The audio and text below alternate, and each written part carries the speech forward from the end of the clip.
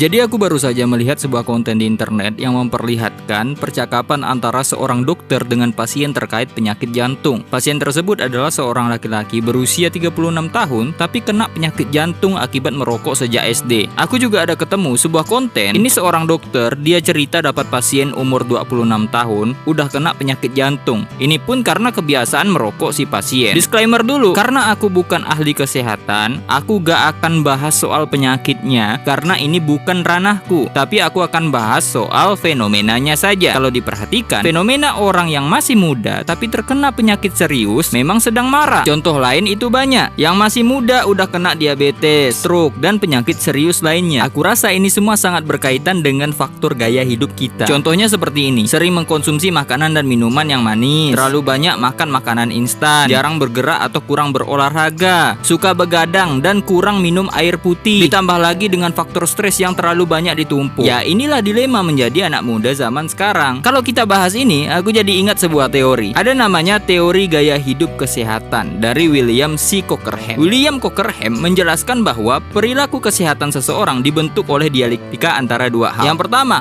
life choice alias pilihan hidup. Kebebasan anak muda untuk memilih, misalnya memilih begadang, membeli makanan instan, atau mengkonsumsi kopi yang kekinian. Yang kedua, life change. Fasilitas atau peluang yang disediakan oleh lingkungan ini juga berpengaruh. Contohnya adalah tekanan jam kerja atau tekanan kuliah yang tinggi, masifnya iklan makanan cepat saji, dan kemudahan teknologi yang membuat mereka jarang bergerak. Jadi teori ini mengkaji bagaimana status sosial, usia, jaringan pertemanan membentuk gaya hidup sehari-hari yang akhirnya menentukan apakah seseorang akan sehat atau sakit. Seperti itu. Di sisi lain, untuk teman-teman di luar sana, tetaplah jaga kesehatan dan mari kita sama-sama jaga pola gaya hidup sehat. Gimana menurut kalian? Mari kita diskusi.